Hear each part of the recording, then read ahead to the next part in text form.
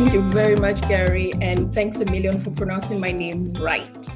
It's not very, very common, so I want to acknowledge that and to thank you.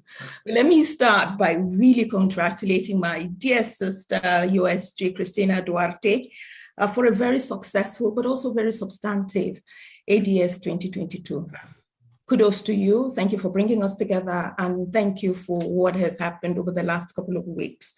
I also thank our colleagues from the World Food Program, and I particularly thank Valerie for the very good collaboration that enabled us to deliver the third week of the ADS. And it's really wonderful working together with you on this very important area.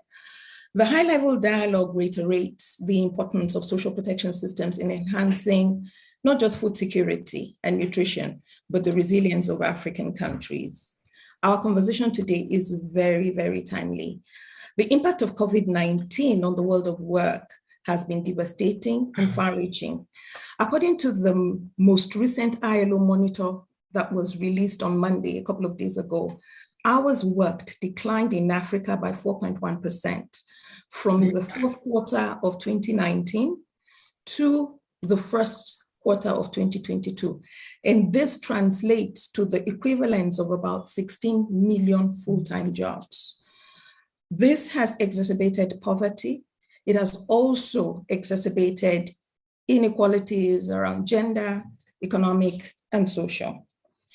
The FAO's estimates also show us that the pandemic has pushed 47 million Africans into extreme poverty, while adding 46 million people to those who are at risk of hunger and undernourishment. Furthermore, as was said earlier, the war in Ukraine has worsened the food and nutrition security of several African countries.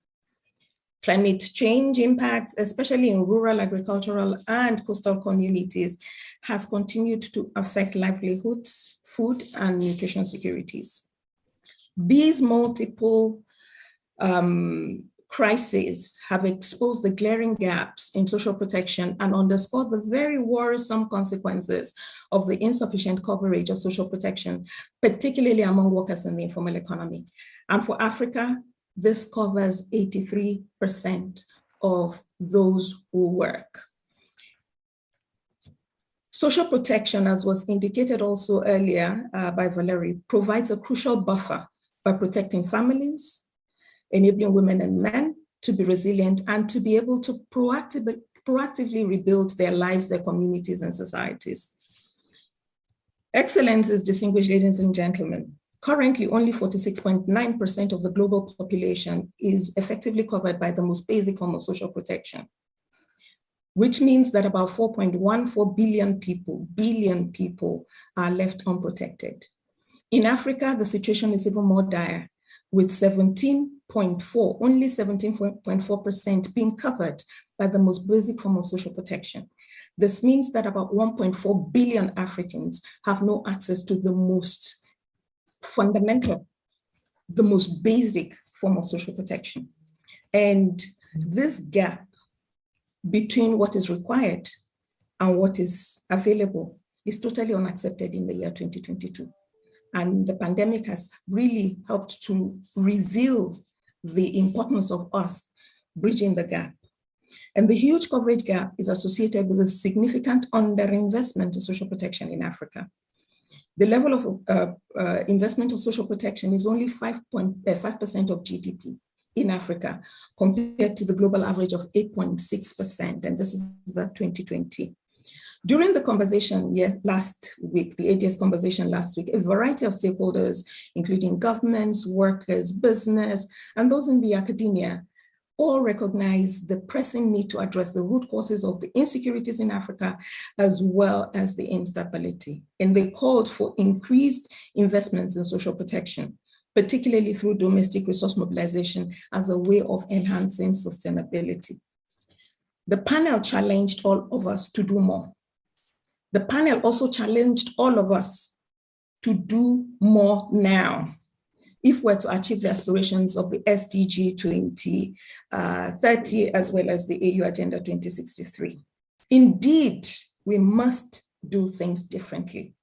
We must move the needle substantively in the direction of social justice and the life of dignity for Africans. But what does this entail? First, it means that we ensure universal, comprehensive, and adequate social protection throughout the life cycle. This should support the inclusion of people with diverse and often intersecting vulnerabilities and inequalities. As Professor Adeshina rightly pointed out, this should include considerations on the adequacy of the benefits proposed to reach the desired outcome. This is particularly true when it comes to cash transfers, which often are too little to break the cycle of poverty. It is imperative, it is urgent, it is almost mandatory that we move from a charity approach to a more productive and a human rights approach. Secondly, we must strengthen the governance of social protection systems through effective institutional leadership, multi-stakeholder coordination, social dialogue, as well as innovative solutions, including those that are made available through digital technologies. It is only by adopting an integrated approach that we can build synergies across sectors, notably employment, agriculture, health, and education sectors. And by doing that, we'll be able to enhance coverage, adequacy, comprehensiveness, quality, and the responsiveness of social protection systems. This multi-stakeholder engagement and integrated policy approach underlines the United Nations Secretary General's initiative on the Global Accelerator on Jobs and Social Protection for Just Transitions. And the Global Accelerator is aimed at supporting countries to create at least 400 million jobs and extend social protection to the people currently not yet covered by the year 2030. Thirdly, it is crucial that we ensure the sustainability of social protection by prioritizing long-term, reliable, and equitable forms of financing, focusing on increased allocation of domestic resources complemented by support from international organizations. It's also important to underscore the fact that in the face of short-term fiscal constraints that many countries are facing, we must stay the course of adequate and comprehensive social protection in line with international labor standards. We must be vigilant that the reform proposals in face of current fiscal and hopefully transient constraints do not reverse the policy gains that we have achieved in this sphere. The ILO has a wealth of experience and expertise to support countries in not only building, but also sustaining effective social protection systems. Distinguished ladies and gentlemen, Mr. Odije, the Deputy Secretary General of the International Trade Union Congress for Africa, reiterated that African governments now appreciate the need to extend social protection and thus must find innovative solutions to expand the fiscal space necessary to adequately and sustainably invest in social protection. This is possible, he posits, from combating illicit financial flows and responsive taxation. He reminded us that during the pandemic, while the fiscal space of countries was shrinking, the 3 richest men in West Africa had their income increased by $17 billion. Today, all countries are at a crossroad, facing a choice over the future of the social protection systems. The Africa Regional Social Protection Strategy 2021 to 2025, which was launched last year in collaboration with my sister, the USG, provides a clear way forward for very practical and urgent work that will ensure that we leave no one behind in Africa. It aims to support African countries to accelerate social protection coverage to reach 40% of the continent's population by 2025. This will require that African countries act decisively on many fronts. Building strategic partnerships at the national, regional, and international levels will be key to unlocking policy and fiscal solutions and will reform and transform national social protection systems and thereby achieve the SDGs and Africa's Agenda 2063. As I close, Excellencies, distinguished ladies and gentlemen, scaling up action to achieve universal social protection is now more than ever a necessity, which is clear to all stakeholders.